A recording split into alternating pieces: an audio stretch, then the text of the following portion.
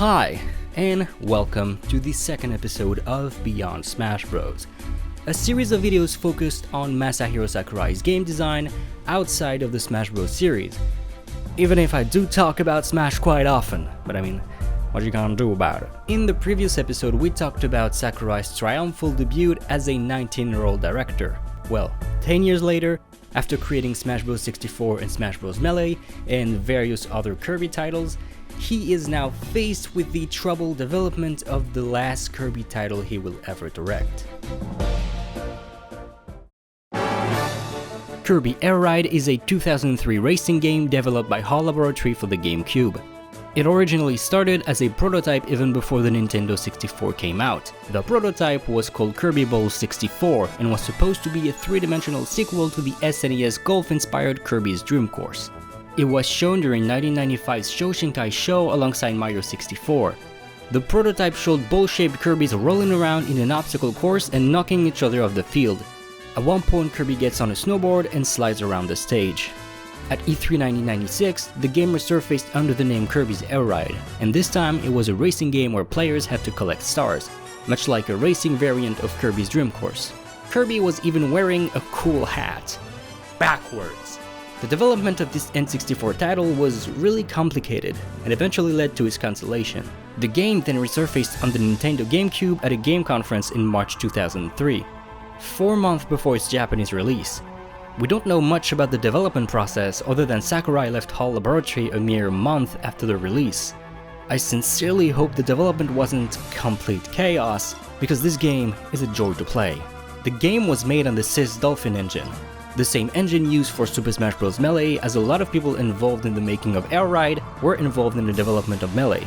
I mean, just listen to that song.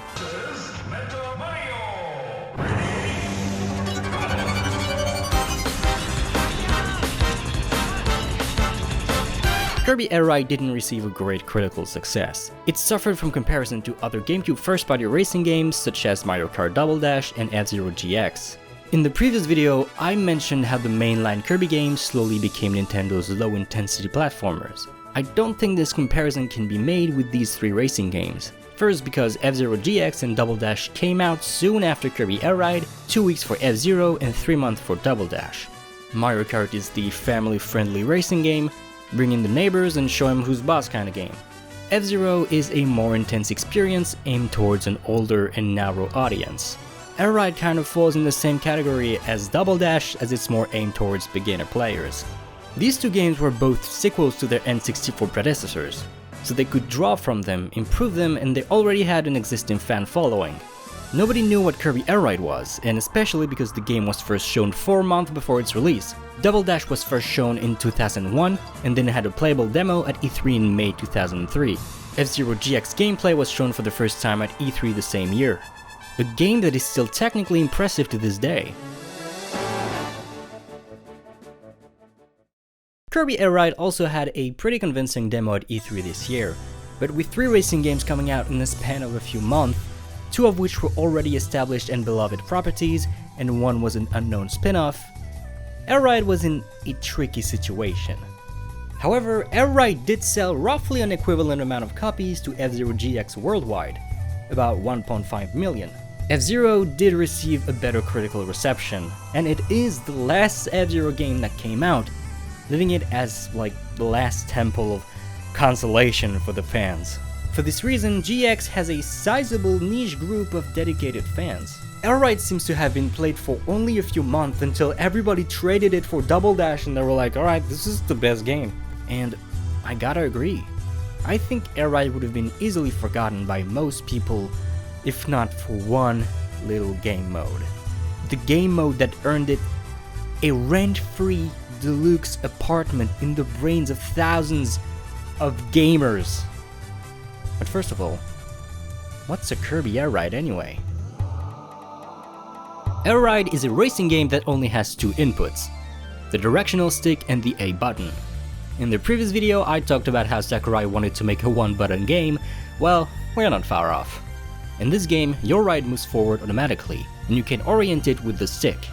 The A button is a brake that fills up a boost gauge. If the gauge is near full or completely full when you release the button, you'll gain a short burst of speed. This mechanic is pretty much a streamlined version of Mario Kart's drifting, except you slow down a lot more. You can then get back to top speed if you manage to fill up the boost gauge.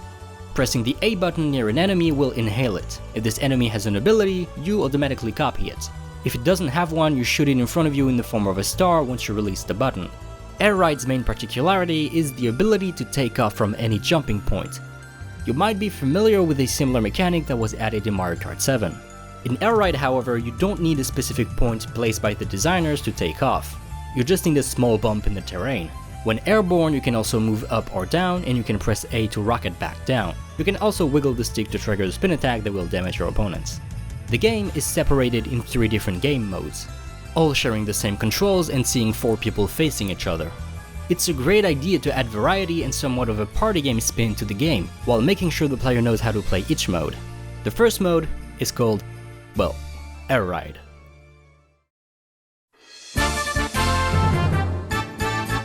It's a classic racing mode. You have a selection of 9 courses and choose between a pool of 14 machines and 2 extra characters. The courses are designed to have several paths you can take depending on your ride and its gliding abilities, which offers more variety and expressivity in how you want to approach a course. You can choose the amount of laps for a race, and there's also a time attack and free run mode. I find it difficult to say anything substantial about this mode, as anything I want to say are critics in comparisons to Mario Kart. While I do think this game is well fitted for beginner players, since your ride goes forward automatically and bounces off of invisible walls instead of falling off stage, it also lacks a certain depth, and ends up feeling pretty unremarkable.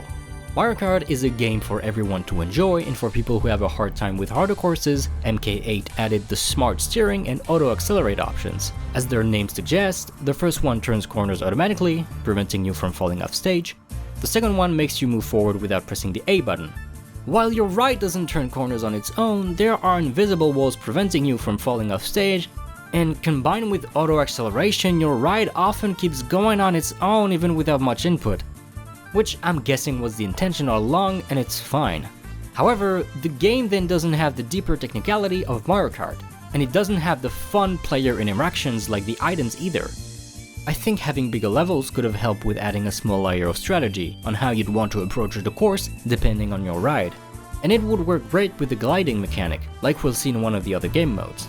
The main drawback would be reducing the frequency of encounters with other players during the race, but there's already so little player interaction that I don't feel like we'd lose much. F-Zero GX goes the other way and capitalizes on full technicality and execution. This is a tough game for tough puppies, and you must get good at it if you want to finish a course.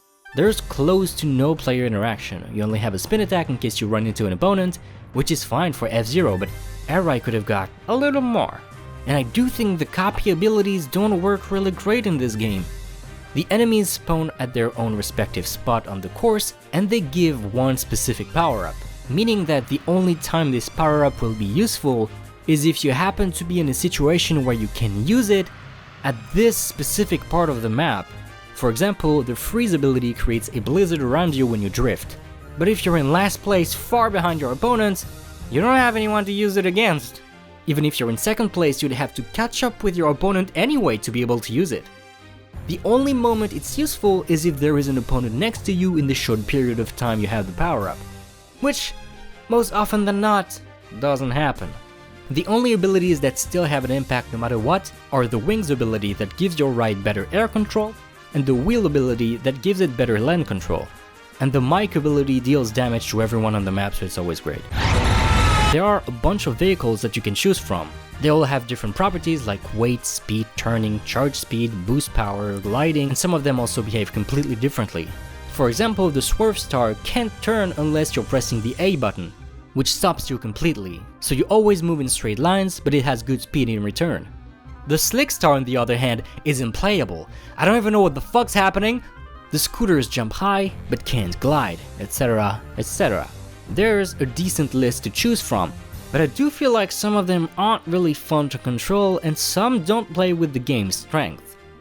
And you can also unlock King Dedede and Meta Knight as playable characters which can't copy abilities, and instead have permanent sword ability, which kinda goes to show you that copying doesn't have an impact in the game. So what was the point of it other than it's Kirby so we gotta put in the big suck? All of that makes a game where if you're in last place, the only way for you to catch up is through pure gamer skill. And even though the controls are simple, if you're a beginner player or you have a hard time, you can't rely on skill alone and you're still gonna be in last place. It's weird, I have a hard time understanding what was the intended vision for this mode. To me, the most fun part is just the speed at which you go when you're flying around the course, but even that is hampered by the corridor-like course design that sends you bumping against invisible walls as soon as you take off. I think Air Ride could have tried to fully commit to the fun of player interactions. With its really simple control scheme, it could have done well in the context of a party game, and luckily for us, that's what the next mode is about. Top Ride is a top-down racing game inspired by games like Micro Machines. The main difference in the controls is that since it's an overhead camera, the gliding mechanic was removed. And this mode is actually a lot of fun. It shows what Air Ride mode could have been if it was more party game oriented. It offers a great balance of sweaty gamer skill and the fun of player interactions, like a simplified Mario Kart. And like I said, the copy ability was removed and instead replaced by items. And it makes for a much better game. So maybe Sakurai and the team were aware that the copy wasn't a great fit for the game, but they still put it in Air Ride mode. And since Top Ride wasn't the primary game mode, they could make something more experimental. And it actually shows in the credits that a different team was making Top Ride. Maybe the game wasn't supposed to have multiple game modes originally, but they realized late in development that Air Ride mode alone wasn't strong enough to carry the game. But when you add a game mode that different from the main game and another team is in charge, it usually means that something's going on. In Top Ride you have two different rides, working as two different control schemes. The Steer Star has tank controls. Kirby rotates towards the direction of the stick relatively to his orientation. The Free Star has free controls. Kirby turns in the direction of the stick relatively to the camera. It comes down to personal preference, one of the two will feel more natural, so it's great that they added this option and packaged it behind two good-looking rides instead of an option menu. You can race in one of 7 courses, and you can choose the amount of laps or choose to race against time instead. Each course has its own gimmicks, some have traps or alternate paths that you can turn on and off. They all fit on one screen to facilitate multiplayer, and it's a great way to make interactions a lot more personal. You can always see everyone on the track, compared to even Mario Kart where you're only aware of the few people around you. And that's something I've always kind of disliked in Mario Kart personally. I mean, that's the point of racing games, the first and the last will always be far apart. But it's still a party game no matter what, and there often are moments where you just don't interact with the people you're playing with because you're just too far apart. I would love to see the next Mario Kart try and tackle this problem. Top Ride fixed that problem. Fitting the entire track on the screen means you're forced to have pretty small courses. The indie game Speedrunners was faced with the same problem, and I'm pretty sure they did the same analysis and made the entire game around that. If you want a one-screen racing game with a decently sized track, how can you make sure it never zooms out so much that you can't see anything? Well, just like Smash, if you go off-screen, you're dead. And you get a competitive party racing game that fits on one screen. It's a sweet and short distraction from the other modes that you can play through in about 20 minutes. But I do think it's a better designed and coherent game than Air Ride mode, and the camera isn't the only thing that it draws from Smash. The game has 21 items and they're closer to the item system from Smash than the one in Mario Kart. They range from offensive items like seesaws that damage everything around you, missiles that shoot in front of you, bombs thrown anywhere on the map, and this is a Zippy Cloud that targets the top players. You also get classic speed boosts and items that will take away control from other players, like the Chicky that adds a dizzy effect, the paint bucket that turns players invisible, or the lantern and the smoke that reduce your visibility. These are also items that you find in Smash, and there's a reason for it. They are extremely powerful tools to create a visceral reaction from any player. Whether you're in first or last place, if control is taken away from you or rendered more complicated, you will definitely feel it. However, they can also feel extremely infuriating. That's why they're usually used in party games, and the designers find ways to make them less frustrating. Most of them affect every player instead of targeting a single person. In Top Ride, the smoke, lantern and bucket affect everyone. Mario Kart does the same with the lightning and the blooper. The lightning hits harder depending on your position. The blooper only hits the people in front of the player who used it. Mechanically, the result is the same. control is taken away from you. But you're all in the same boat, so you all suffer together and it turns the frustration into some form of camaraderie. Camaraderie in a competitive game. And that's super interesting to think about. If you're making a competitive party game to create emotions in the player, that's a really strong tool. Alright, I'm getting carried away talking about really specific design decisions, but it shows that there's much to talk about. Top Ride is a sweet and well-crafted game. Unfortunately, it's a really short experience that won't hold by itself for an entire night with the boys. Thankfully, the last game mode is enough to turn the night into day. The MVP is here. Let's talk about City Trial.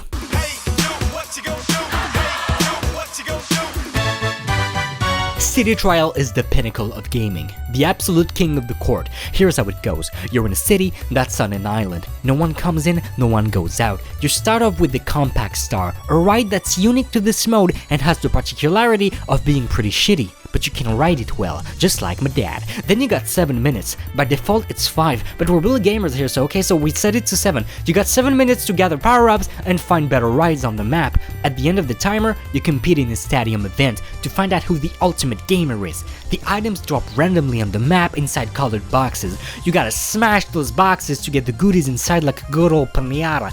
Each color holds different kinds of items, so you can avoid the green ones because no one cares about the green ones. Once or twice a game, random events occur. Sometimes a UFO comes in and you're like, god damn! Sometimes meteors rain on the city and you're like, what? Sometimes the items start to bounce and...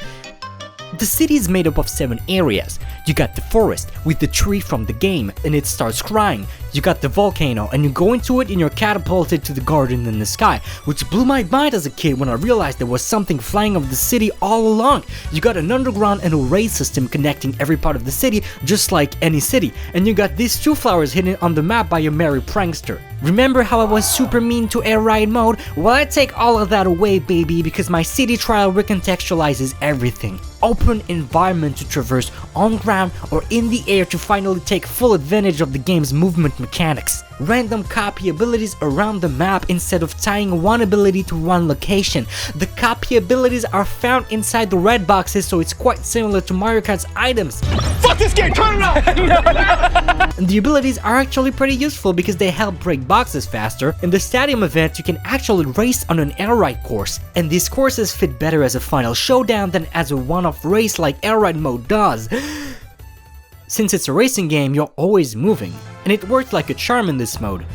The constant and automatic movement assures that the player will always stumble upon something to engage with. Avoid an obstacle, head towards a box in the distance, fight with an opponent. For 7 minutes, there's no downtime. You kinda just go with the flow. It's a perfect combination of decision making and being taken on a ride. You gather as many power-ups as you can. In the end, you're not really trying to build your ride a certain way, but instead grab whatever is in front of you. They've also added debuffs that reduce your stats, but since you're always moving forward, sometimes it's tricky to avoid them. Oftentimes near the end of the timer, your ride is pretty broken, like it goes fast. You lose control over your ride, but it doesn't really matter because getting to this point means you're probably well equipped for the stadium event. And that's why it's genius. Combining power-up elements with racing gameplay means every power-up you get has a direct impact on everything else. The faster you go, the faster you get to the other side of the map, the faster you get new power-ups, the more damage you deal, the more fun it is to play. Powering up your ride until it breaks the game is part of the fun. So much so that there are 2 legendary rides in the game. Dragoon, that you've probably seen in Smash Bros, and Hydra. You can get one of them by gathering its 3 parts, and you have a random chance to get a part inside of red boxes. When you get a legendary machine, this freaking music starts to play. So needless to say that everybody rushes for red boxes all the time, but the chances of finding all 3 pieces are pretty slim. When you hit an opponent, they lose power-ups and drop a piece of a legendary machine if they have one. If you bring their health to 0, their ride explodes and they have to run around to hop on a new ride. You can experience this arc from a nice stroll in town to a flying god that traverses the map as fast as lightning in under 7 minutes. You're always engaged. There are random events and random item spawns to improve replayability. The stadium event at the end doesn't even matter that much. There are speed challenges, gliding contests, fights, courses, but no one really cares to get first place or fourth place. In a way, it doesn't even feel like a competitive game. It feels like every player evolves in the same environment and can choose to mess with the others or not. I do agree the stadium event could have been designed better to have a bit more stakes, but the way it is now, the event is the only moment where competition is forced, so it's already a great way to create a final confrontation, even if it doesn't feel super climactic. I would have loved to see mechanics where cooperation or competition is forced during city trial. For example, work together to take down an enemy or be the first to do this or that, and it would be great to kind of change the dynamic for a minute or two in the form of a random event. For anyone who's played Smash Bros 3DS, you might recognize that City Trial was an inspiration for Smash Run. I played it for a few hours, but it didn't really hook me. Partly because you can't see or interact with the other players, but also because of what I said earlier about the racing game mechanics.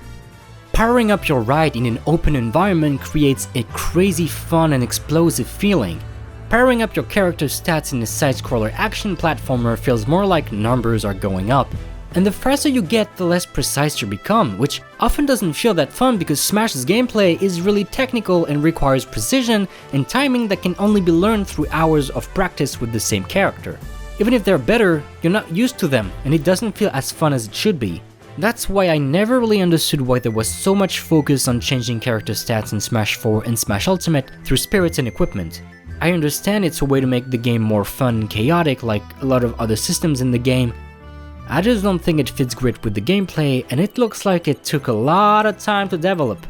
Kirby Air Ride has super simple controls and it doesn't need to be precise. It was a perfect fit for this kind of chaotic gameplay.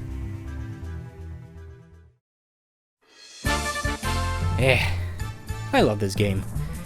But I gotta agree, it kind of falls flat. They found a core gameplay that's a lot of fun, but the different game modes have a hard time focusing on it. I think the reason why it's still on my mind so many years after playing it is because of its potential.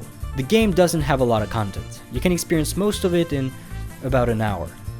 But it makes you feel like there's so much more. The record menu has 120 achievements for each game mode, and some of them unlock new content. And yes, it's the same system as the challenge mode in Smash Bros. Brawl. Sakurai's wife Michiko is responsible for most of the UI decisions in the games they work on. It's gonna take a long time to unlock every single one of them, but the only gameplay content that you unlock are the rides and the 2 extra characters for Air Ride mode. Everything else is sound test stuff. City Trial in particular bombards you with so many different elements. The first time you learn that there are legendary machines in the game, you just spend hours trying to collect all 3 pieces, and you can't stop wondering like what happens until you actually do it, and it's freaking insane! It's really rewarding. It breaks the game, but that's what it's supposed to do. It's a legendary machine. All of the random events, the meteors, the UFO, Huge's Dynablade, hidden areas on the map, you're always wondering if something that you've never seen before will just pop up. As a kid, this is so much fun. As an adult, you can see through its limitations pretty quickly, but it's still on my mind. This is why City Trial is so many people's favorite game mode and probably one of the most memorable experiences of the GameCube. Its potential, the sheer curiosity of discovering the next fun thing. This is the essence that I've kept from this game, and something that I try to recreate in the things that I make. Every game has its limits. Kirby Air Ride was able to make us think that they were so much bigger than they actually are. But imagine if the game kept on giving, kept on pushing our expectations and nurturing our curiosity. This is a game I'd love to see, and I understand Nintendo isn't necessarily super interested in that, and that Sakurai left HAL Laboratory specifically because he was tired of working on sequels, and I get it! We're now in an era where indie devs can make awesome experiences inspired by these childhood memories. A Hat in Time, Shovel Knight, Freedom Planet, Rivals of Ether, Bug Fables. There is still no spiritual successor to Kirby Air Ride and specifically City Trial. And to be honest, that would be one of my dream projects, given the team and the time. But until then, I'll keep dreaming about that third legendary machine.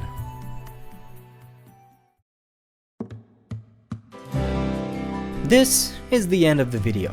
I hope I was able to communicate what makes this game so interesting and bring back some good old memories to the ones who played it so many years ago. In the next video, we'll talk about Sakurai's next big project after leaving HAL Laboratory. The year is 2005, Sakurai is now a freelance designer and director. I'm 9 years old. It's Christmas time, and baby's just got his first puzzle game. The game that slapped me in the face and said, "Puzzle games are fun, you idiot." I'm talking about Meadows.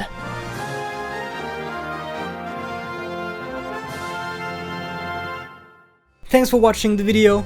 I have a Patreon if you want to support the channel. I also have a game studio that's called Bread Panda, and we're working on our first game called Overhaul. There's a link to the Steam page in the description. But yeah, thanks again, take care, kiss your parents, pet your dog, kiss your dog, and I'll see you in the next video. Bye.